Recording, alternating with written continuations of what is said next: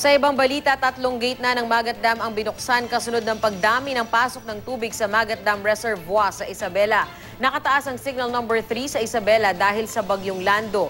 Ayon sa PDRRMO, nasa 1,200 cubic meters na ng tubig ang pinapakawalan sa dam kaya pinalikas na nila ang mga residenteng nakatira malapit sa Magat at Cagayan River.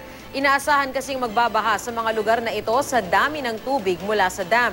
Mula kaninang umaga ay patigil-tigil ang bugso ng ulan sa probinsya. Pero malakas ang bugso ng hangin habang papalapit ang bagyo kaninang madaling araw. Pinabagsak nito ang maraming puno, partikular sa Maharlika Highway.